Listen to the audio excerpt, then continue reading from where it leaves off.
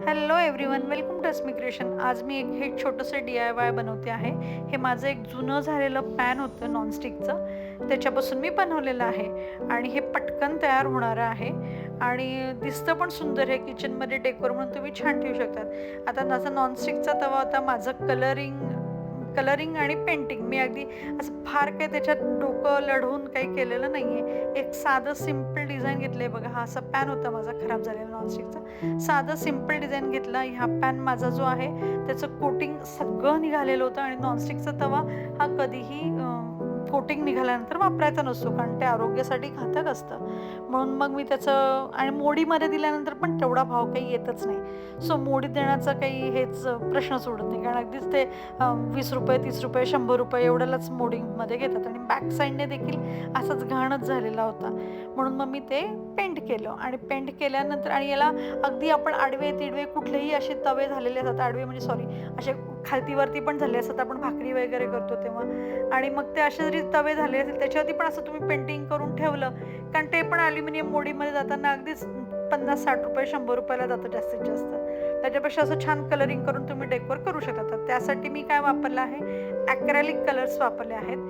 कॅम्लिनचे घ्या, फेविक्रिलचे घ्या, कुठलेही ॲक्रेलिक कलर घ्या. त्याने मी एक कोट दिलेला आहे, व्हाईट एक कोट केला.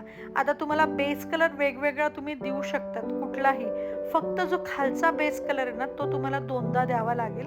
जर आता हे माझं ब्लॅक बॅकग्राऊंड होतं म्हणून मला 2दा द्यावं लागेल. त्यानंतर मी हे सिम्पल डिझाईन घेतलं आहे. अगदी आपण 3री-4थीतल्या मुलांचं सारखं हे मी डिझाईन घेतलं.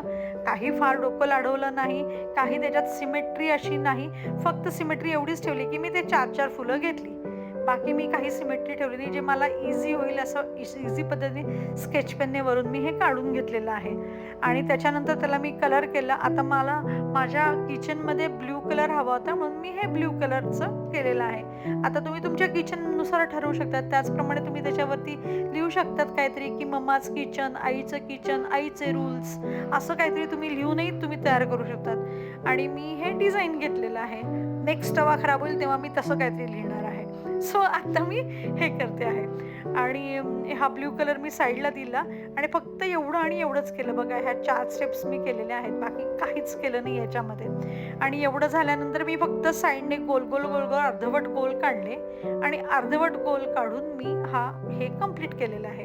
आता तुम्ही तुमच्या क्रिएटिव्हिटीने असं काहीतरी तयार करून बघा. मी आपलं सहजच केलं, सहजच टाकलं. बरं, मला असं वाटलं नव्हतं की मी याचा व्हिडिओ करू, पण मला असं वाटलं की व्हिडिओ करावा याचा म्हणजे, पण मी नेमके फोटो काढले होते म्हणून मी त्या फोटोजवरतीच मी आता हा व्हिडिओ तयार केलेला आहे.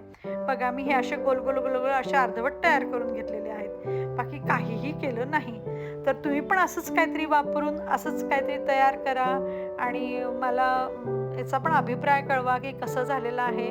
हे सोपं आणि छोटंसं DIY आणि नक्की करून बघा मैत्रिणींनो. हे कसं होतं तेही कळवा आणि सबस्क्राईब करा माझं चॅनल तुम्हाला आवडत असेल तर. त्याचबरोबर तुमच्याही अशा काही आयडियाज असतील तर मला नक्की कळवा आणि यावरही तुमचा अभिप्राय कळवा. Thank you very much for watching.